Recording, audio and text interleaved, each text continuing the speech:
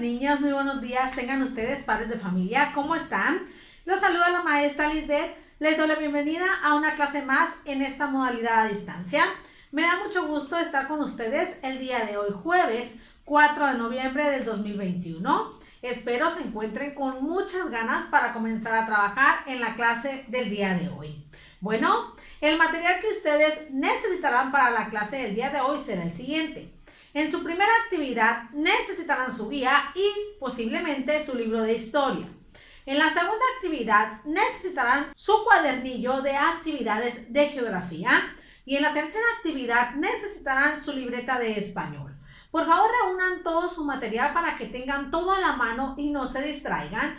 Pongan muchísima atención a cada una de las explicaciones que yo les proporciono, ya que estas les servirán para que puedan realizar sus actividades y puedan aprender. Si tienen alguna dificultad, no se preocupen, pueden repetir el video las veces que ustedes quieran para que puedan comprender el tema o me pueden mandar mensaje y yo les ayudo de manera individual. Por favor, concéntrense y no se distraigan, no se salten nada de este video para que puedan realizar las actividades. Recuerda que las evidencias en tu libreta deben tener nombre, título, fecha, instrucciones y en tu libro de geografía y en tu guía deben tener tu nombre y la fecha. Bueno, niños, sin más que decir, los dejo para que puedan tomar su clase. Vamos a iniciar con las explicaciones, así que concéntrense porque comenzamos.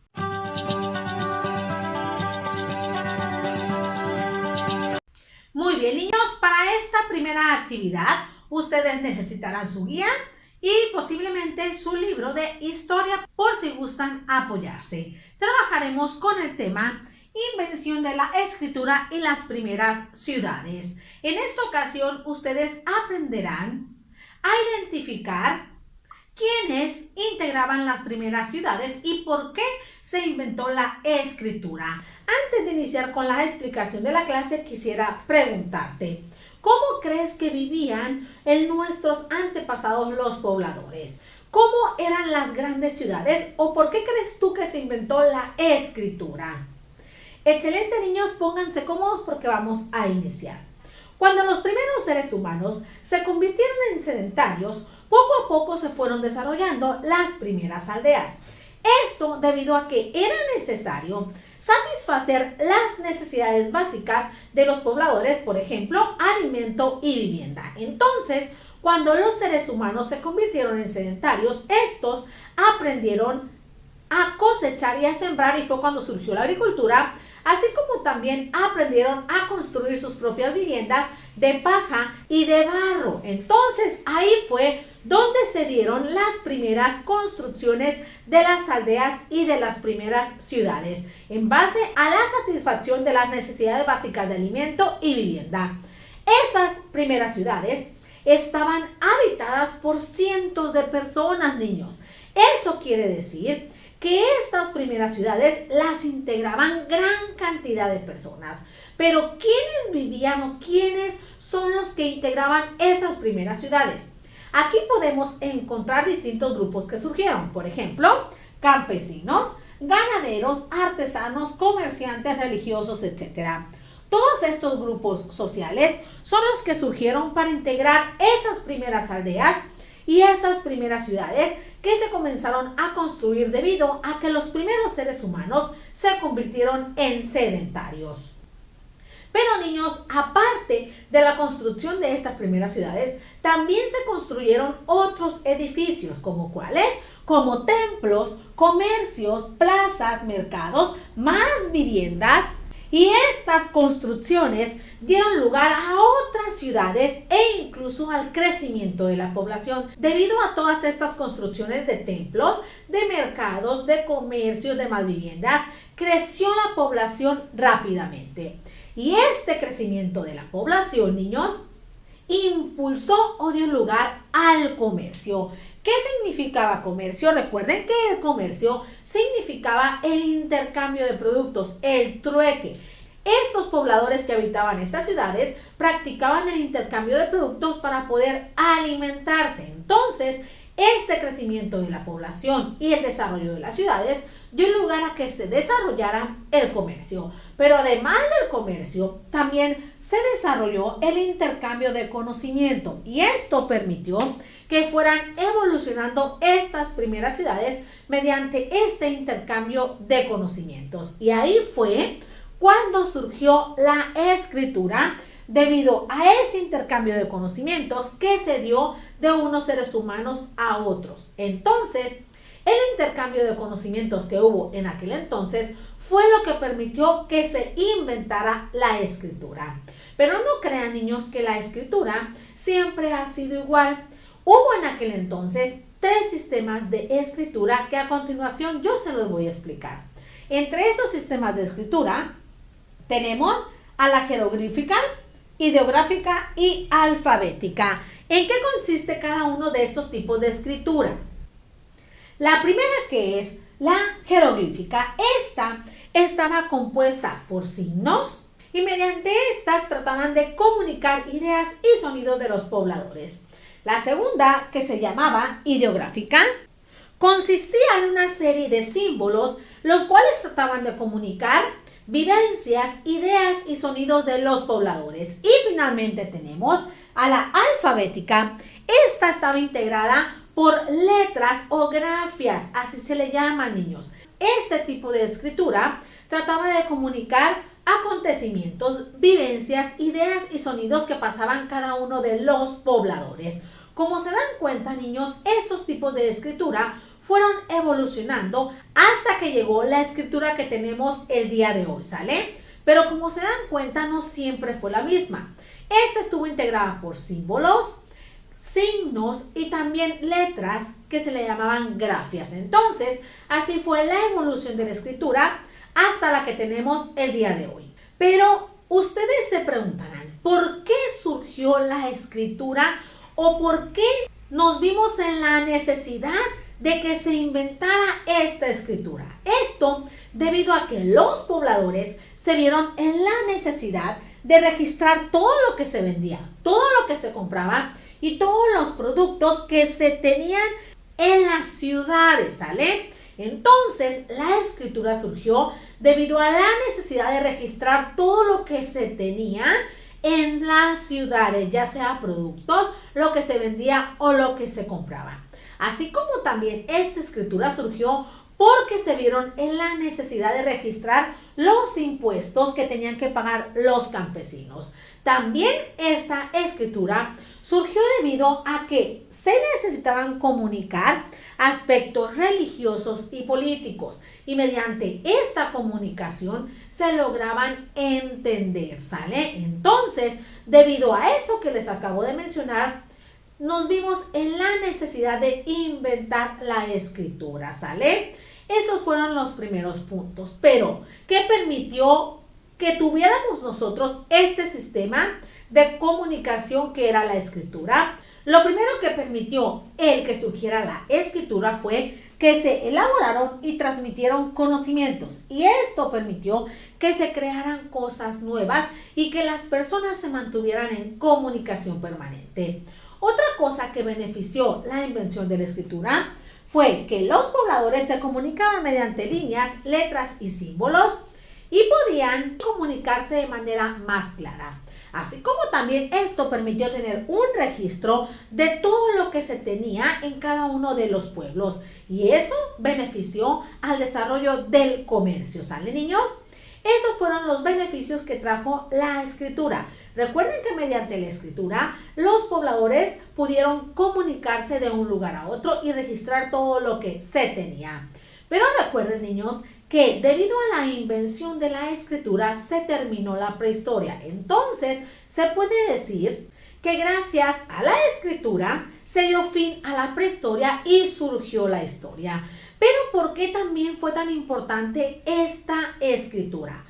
Esto debido a que todo lo que pasó en nuestros antepasados se quedó registrado en base a un tipo de escritura y eso permitió que el día de hoy se estudie todo lo que pasó en años anteriores. Por eso también fue muy importante la escritura, porque a partir de esta se quedó registrado todos los acontecimientos importantes que vivieron los seres humanos en años anteriores y eso nos permitió estudiar todo lo que pasó y enterarnos de todos los acontecimientos a los que se enfrentaron los primeros pobladores, ¿sale? Por eso es muy importante la escritura, niños, porque a partir de esta nosotros podemos dejar registrado muchos acontecimientos y esto puede servir para que se estudie nuestro mundo entero en años posteriores, ¿sale? ¿Hasta ahí queda claro entonces, niños?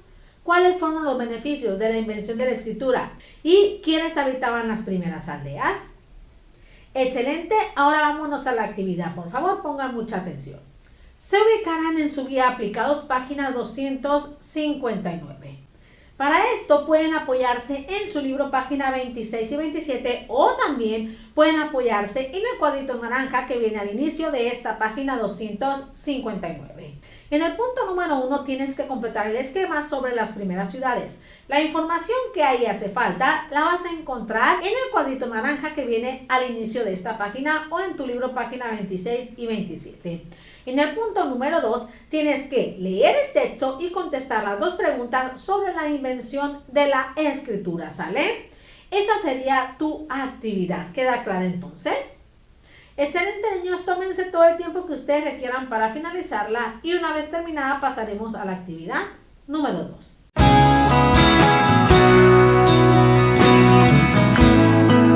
Excelente, niños, vamos por su segunda actividad en su materia de geografía con el tema planos urbanos. En esta ocasión, ustedes necesitarán su cuadernillo de actividades de la materia de geografía, ¿sale? Hay que poner muchísima atención porque en esta ocasión aprenderás a identificar cuáles son las características de los planos urbanos y los elementos que éste debe llevar para que esté estructurado de manera adecuada. También en el video te voy a proporcionar información con la cual tú podrás realizar tu actividad en el cuadernillo de geografía, ¿sale? Así que estate muy atento. Antes de iniciar con la explicación de la clase quisiera preguntarte, ¿identificas la diferencia entre un plano y un mapa? ¿Para qué nos va a servir un plano? ¿Cuáles son los elementos que debe de incluir? Excelente, niños. Voy a empezar con la explicación del tema. Recordemos que un plano es la representación del espacio geográfico, pero recuerden que en este plano se representan superficies pequeñas de la Tierra. Esa es la diferencia del plano y del mapa, que en el mapa se van a representar grandes superficies, por ejemplo, continentes, países, mares, océanos, etc. Y en el plano solamente se van a poder representar superficies pequeñas de la Tierra, por ejemplo, ciudades, pueblos y localidades. Otra función de los planos es permitirnos a nosotros ubicarnos en algún lugar o bien ubicar un sitio determinado al cual yo quiero dirigirme, ¿sale? Por ejemplo, nosotros podemos utilizar un plano para seguir el camino de mi casa a la escuela o de mi casa al centro comercial o de mi casa a la playa, etc. Para eso nos va a servir un plano. ¿Para qué? Para ayudarnos a dirigirnos de un lugar a otro, ubicar un lugar o ubicarnos nosotros mismos. Entonces, hay que marcar bien las diferencias entre un plano y un mapa. Recuerden que en el mapa se van a poder representar grandes superficies y en el plano no. En el plano se van a poder representar superficies pequeñas como ciudades, pueblos y localidades. Pero este plano debe llevar algunos elementos específicamente para que esté estructurado de manera adecuada. Pero ¿cuáles son estos elementos? El primero de ellos es el título. ¿Qué nos indica el título de un plano? Este nos indica el tipo de plano que se nos está proporcionando o nos indica información sobre el lugar que nosotros queremos localizar y que nos están indicando en ese plano, ¿sale? Este título debe de aparecer en la parte de arriba del plano y es muy importante porque a través de este nosotros nos damos cuenta el lugar que se nos está presentando. Otro elemento muy importante de este plano es la simbología. ¿Qué es la simbología? Recuerden que la simbología son símbolos, líneas, dibujos, pero esta nos va a indicar detalladamente el significado de estos símbolos, de estas líneas, de estos dibujos. Por ejemplo, si en nuestro plano aparece una cruz de color rojo, en la simbología nos va a decir qué significa esa cruz color roja. La simbología debe de aparecer a los lados del plano, no adentro. ¿Por qué? porque el plano es muy pequeño y si el cuadro de la simbología aparece adentro de ese plano, va a estar muy saturado. Entonces, la simbología debe aparecer afuera del plano y esta nos va a indicar el significado de cada uno de los dibujos, símbolos y líneas que aparecen en el plano. Como les mencionaba, el plano es muy pequeño, por lo tanto, cada uno de los lugares importantes debe tener un símbolo para no saturar este plano. Entonces, la simbología nos va a permitir a nosotros saber a detalle qué significa cada línea, cada símbolo o cada dibujo que aparece en el plano. Por eso es muy importante, porque a partir de esta nosotros sabemos el significado de cada uno de los detalles que aparecen en el plano. Pero también el plano debe tener una rosa de los vientos. ¿Qué significa la rosa de los vientos? Esta nos va a permitir orientarnos e identificar el punto cardinal hacia donde nosotros nos vamos a dirigir, ya sea norte, sur, este u oeste. ¿Hasta ahí vamos bien? Otro aspecto muy importante que se debe de incluir en un plano es el nombre de las calles y las avenidas. ¿Por qué? Porque a partir de esto nosotros nos vamos a ubicar exactamente en el lugar que estamos o también vamos a ubicar exactamente hacia dónde quiero dirigirme. Pero recordemos que como el plano es muy pequeño, estos nombres de calles y avenidas deben de estar de manera abreviada. ¿Qué significa abreviada? Que muchas veces la palabra se hace más pequeña. Por ejemplo, la palabra avenida se abrevia AP, la palabra colonia se abrevia COL y la palabra calle se abrevia con la C de casa. Entonces, también en un plano deben aparecer el nombre de las calles y avenidas para que las personas se ubiquen de manera más acertada, ¿sale? Y esos nombres pueden estar de forma abreviada. Recuerden que las abreviaciones es cuando la palabra se convierte en una palabra más pequeña para no saturar ese plano. También el plano debe de incluir la escala. ¿Esta escala qué significa? Estas nos van a permitir calcular la distancia real que hay entre un lugar y otro. Por ejemplo, si yo quiero ir de mi casa a la escuela, si yo observo el plano, ese plano nos va a decir la distancia real que existe entre mi casa y la escuela mediante la escala. Recordemos que hay dos tipos de escalas, la escala gráfica y la escala numérica. La escala gráfica nos va a mostrar cuadros rellenados, líneas, etcétera, que nos va a indicar la distancia real que hay entre un lugar y otro. Y la numérica nos va a expresar números que nos van a ayudar a interpretar la distancia que hay entre un lugar y otro. Entonces, niños, recuerden que estos dos tipos de escala son los que nos pueden proporcionar un plano, pero en algunas ocasiones el plano puede tener las dos escalas o solamente una, la numérica o la gráfica. Y finalmente, niños, el último elemento que debemos incluir en un plano son las coordenadas alfanuméricas. ¿Qué son las coordenadas alfanuméricas? Recordemos que las coordenadas alfanuméricas son cuadrículas y líneas que están construidas en base de números y letras. Y estas nos van a permitir ubicar exactamente dónde se encuentra cada lugar. Recuerden que los números pueden estar en la parte izquierda y derecha y las letras en la parte de abajo, en la parte de arriba o viceversa. Pero estos números y estas letras nos van a permitir a nosotros identificar con exactitud en el punto donde se encuentra cada uno de los lugares. Recuerden que estas coordenadas alfanuméricas primero deben de empezar por el número donde se ubica ese lugar y posteriormente con la letra e ir entre paréntesis, ¿sale? Recuerden que estas coordenadas alfanuméricas nos van a servir a nosotros para ubicar con exactitud en el sitio donde se encuentra cada uno de los lugares a los que yo quiero dirigirme. Recuerden que estas coordenadas alfanuméricas están integradas por números y letras y también se deben de incluir entre paréntesis. Entonces, niños, esos son los elementos que se deben incluir en un plano. Recuerden que los planos urbanos nos van a servir a nosotros para representar superficies pequeñas de la Tierra, para ubicarnos y para ubicar un lugar determinado. Y es muy importante que ustedes analicen todos los elementos que deben incluir este plano urbano. Hasta ahí queda claro y recordado qué es un plano urbano entonces y para qué nos puede servir. Excelente, niños, vámonos a la actividad, por favor, pongan mucha atención. Para realizar esta actividad te ubicarás en tu página 12 del cuaderno de actividades de geografía. En el primer punto vas a observar el plano que ahí se te muestra y vas a contestar 4 preguntas. La primera dice, ¿cómo te orientas cuando debes llegar a un lugar que no conoces? La segunda dice, ¿qué elementos tiene el plano? Ahí tú vas a observar el plano y vas a escribir con qué elementos cuenta. Recuerda los elementos que te expliqué en el video. En la tercera pregunta dice: ¿en qué consiste el sistema de coordenadas alfanuméricas del plano? Ahí vas a escribir qué son las coordenadas alfanuméricas que debe tener un plano.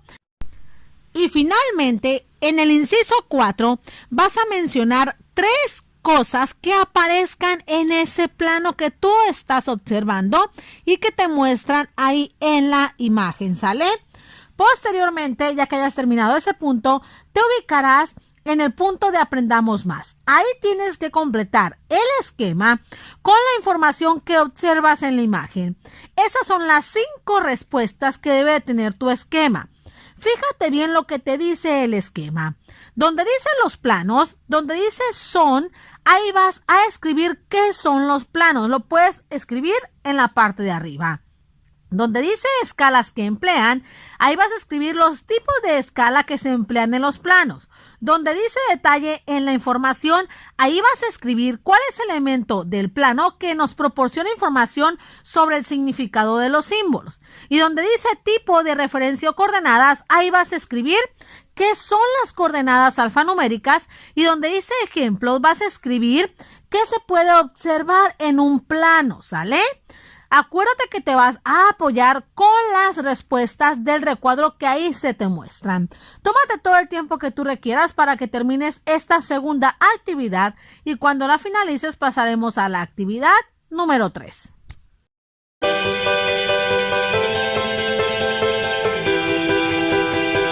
Muy bien, niños, iniciamos con su actividad final en su materia de español con el tema nexos que podemos utilizar en una biografía y una autobiografía. Entonces, niños, para esta ocasión ustedes necesitarán su libreta de español y van a aprender a identificar cuáles nexos son los que yo puedo utilizar para elaborar biografías y autobiografías o cualquier otro texto narrativo, ¿sale? Hay que poner muchísima atención. Antes de iniciar con la explicación de la clase, quisiera preguntarte: ¿qué son los nexos y para qué nos pueden servir? ¿Por qué es importante identificar los tipos de nexos? Excelente, niños, vamos a iniciar. Pongan muchísima atención, por favor. Los nexos, ¿qué son? Estos son palabritas que nos van a ayudar a nosotros a unir oraciones, ideas o expresiones, pero además de eso, también los nexos nos van a ayudar a darle coherencia al texto. Entonces, los nexos son palabritas cortas y estos nexos nos van a ayudar a unir oraciones, ideas y expresiones, así como también a darle coherencia al texto. Por eso es muy importante que ustedes los identifiquen. ¿Para qué? Para que en el momento que hagamos una biografía o autobiografía, mediante los nexos le puedan dar coherencia a ese texto. Pero les recuerdo que el nexo no tiene significado. Este nexo nos va a permitir redactar textos lógicos y coherentes y nos van a ayudar también a redactar oraciones compuestas. Aquí tengo un ejemplo de 2 oraciones simples unidas por un nexo convertidas a oración compuesta, ¿sale? Pon atención, por favor. Mi hermana fue al mercado, pero olvidó comprar la mermelada. Aquí el nexo pero es el que nos ayuda a unir una oración simple con otra y convertirla a oración compuesta. Entonces, niños, no se les olvide que el nexo son palabritas cortas que nos van a ayudar a unir oraciones, ideas, expresiones y nos van a permitir darle coherencia a cualquier texto. Pero no crean, niños, que existe un tipo de nexo. Existen muchísimos tipos de nexos, pero en esta ocasión nosotros veremos 4 tipos de nexos. Pongan muchísima atención porque aquí les diré algunos ejemplos de estos tipos de nexos y les daré ejemplos de oraciones donde los pueden utilizar. Si ustedes quieren escribir los ejemplos, lo pueden hacer para que les quede más claro. Ya es decisión de ustedes, ¿sale? En primera instancia tenemos los nexos adversativos. ¿Qué son los nexos adversativos o para qué nos van a servir? Los nexos adversativos nos sirven para marcar oposición o diferencia entre una cosa u otra. Si nosotros utilizamos un nexo adversativo, con eso vamos a expresar que una cosa es distinta a la otra o que esas dos situaciones se oponen, son diferentes. Para eso se utilizan los nexos adversativos, para marcar la diferencia entre una cosa u otra o una situación u otra. Ejemplos de nexos adversativos son los siguientes: pero, si no, sin embargo, no obstante, ahora bien, etc. Con estos nexos, nosotros vamos a poder expresar diferencias, niños. Esos son los nexos adversativos, los que muestran diferencias u oposición entre una cosa u otra. Como les decía, si quieren escribir ejemplos que yo les muestre aquí, lo pueden hacer para que les quede más claro. A continuación te explicaré dos oraciones que utilizan nexos adversativos. La primera de ellas dice: mi hermana fue al mercado, pero olvidó comprar mermelada. El pero nos ayuda a unir esta oración simple con esta oración simple y nos marca una oposición entre una cosa u otra. Vamos con un segundo ejemplo. Mi hermano es bueno practicando fútbol, sin embargo, se le dificulta practicar béisbol. Aquí hace una diferencia entre lo que se le facilita y lo que se le dificulta a su hermano, pero estas dos oraciones se unen mediante el nexo sin embargo y es un nexo adversativo. Así podemos nosotros, niños, utilizar los nexos adversativos. Recuerden que los nexos adversativos nos marcan diferencia u oposición entre una situación u otra, o entre una acción y otra, y los ejemplos de estos nexos son pero, si no, sin embargo, no obstante, ahora bien. Aquí les mostré dos oraciones compuestas utilizando los nexos para unir las oraciones simples, ¿sale? Ahora, una vez mencionados los nexos adversativos, pasamos al segundo tipo de nexos, los cuales son los nexos causales. ¿Qué nos indican los nexos causales? Estos nos van a expresar la razón por la cual suceden las cosas, el por qué. Nos van a manifestar a nosotros las causas por las cuales sucede algo, el por qué sucede esa situación o por qué se realiza esa acción. Ejemplos de nexos causales son los siguientes: ¿por qué? A causa de, por lo que, cómo, pues que, puesto que. Estos nexos son causales porque nos van a indicar a nosotros las causas por las cuales sucedieron algunas situaciones o algunas acciones, o también nos van a manifestar el por qué sucedieron las cosas. A continuación te explico dos ejemplos donde tú podrías utilizar los nexos causales. El primero de ellos dice: fui al circo porque me divierten los payasos. Aquí te marcan las causas por las cuales fui al circo. Aquí te dicen que yo fui al circo porque a mí me divierten los payasos. Ahí te dicen las causas por las cuales fui al circo, ¿sale? El segundo ejemplo dice: estudié medicina puesto que me agrada ayudar a enfermos. Aquí te dicen las causas por las cuales estudió medicina una persona. Eso es porque le agrada ayudar a los enfermos. Entonces, los nexos causales, niños, les van a decir a ustedes las causas por las cuales suceden algunas cosas o algunas situaciones o el por qué suceden las cosas, ¿sale? Y ejemplos de nexos causales son por qué, a causa de, por lo que, cómo, pues, qué, puesto que, ¿sale? Y los van a ayudar ustedes a expresar las causas o la razón por las cuales suceden algunas situaciones. Ahora vamos al tercer tipo de nexos que podemos utilizar en algún texto narrativo o descriptivo, los cuales son explicativos. ¿Qué son los textos explicativos? Estos nos van a ayudar a nosotros a explicar o aclarar algún significado de algo o algún significado de alguna situación o de alguna acción. Por eso se llaman nexos explicativos, porque nos van a ayudar a explicar el concepto o también a aclarar el significado de algo, ¿sale? Aquí tenemos varios ejemplos de nexos explicativos, los cuales son, es decir, o sea, esto que, mejor dicho. Estos nos van a ayudar a nosotros a explicar algún significado o a aclarar el significado de algún concepto. A continuación te muestro oraciones donde puedes utilizar estos nexos. La primera de ellas dice: Fernanda es oftalmóloga. Es decir, trata enfermedades visuales. Aquí te está explicando el concepto de oftalmóloga y utilizan el nexo es decir. Entonces, con este nexo ya explicas el concepto de oftalmóloga. Otro ejemplo de nexos explicativos es el siguiente. Mi mamá es trilingüe, o sea, habla 3 idiomas. Ahí te están explicando qué significa el ser trilingüe, ¿sale? Entonces, con estos nexos explicativos, nosotros vamos a poder explicar algún concepto, alguna definición o aclarar el significado de alguna situación, ¿sale? Y finalmente, niños, tenemos un cuarto tipo de nexo que podemos utilizar para realizar alguna descripción o alguna narración, los cuales son los nexos consecutivos. ¿En qué consisten los nexos consecutivos? Estos nos van a permitir a nosotros plantear las consecuencias de una acción. Nos van a expresar a nosotros la consecuencia que tiene ciertas acciones o ciertas situaciones, ¿sale? Por eso se llaman consecutivos. Aquí tenemos varios ejemplos de nexos consecutivos. Entre ellos están, así que, por consiguiente, entonces, en consecuencia de, por eso, por lo tanto, etc. Con estos nexos que les acabo de mencionar, nosotros vamos a poder expresar las consecuencias de algunas acciones o también las consecuencias de ciertas acciones o ciertas situaciones.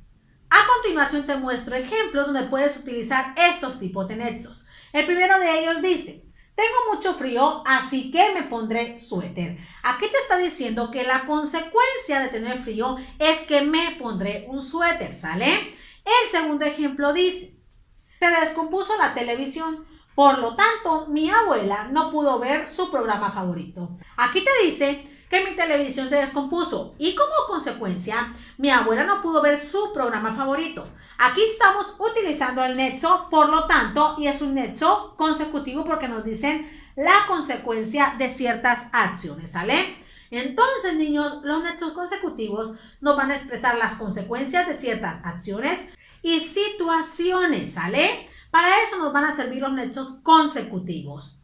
Y ejemplos que les acabo de mencionar son, así que, por consiguiente, entonces, en consecuencia, por eso y por lo tanto. Y nos van a permitir expresar consecuencias de ciertos actos. Entonces, niños, esos son algunos ejemplos de nexos que nosotros podemos utilizar para redactar textos descriptivos y narrativos, para darle coherencia a esos textos, para unir oraciones, expresiones e ideas, y que los textos tengan coherencia. Esa es la principal función de los nexos.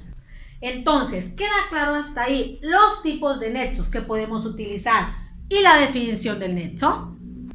Recuerden que el nexo no tiene significado, son palabras cortas que tienen la función que les mencioné anteriormente. Ahora, niños, espero esta explicación te haya servido para que contestes tu siguiente actividad. Pon mucha atención, por favor. Para iniciar con esta actividad, te ubicarás en tu libreta de español, colocarás la fecha, título, instrucciones, tu nombre y posteriormente comenzarás con la realización de la actividad. En el punto número 1 vas a completar las oraciones con algunos de los nexos que se te muestran en la imagen. En el punto número 2 vas a escribir qué tipo de nexos son los resaltados en cada oración, ya sea explicativos, consecutivos, causales o adversativos. Tómate todo el tiempo que tú requieras para que realices esta última actividad. Excelente, niños, han llegado al final de su clase. Espero y estas explicaciones te sirvan para que puedas aprender y puedas realizar sin ningún problema tus actividades. Me da mucho gusto acompañarte el día de hoy. Espero verte en la clase de mañana. Te mando un fuerte abrazo y un beso y deseo que tengas un excelente día, ¿sale? Cuídate mucho. Bye.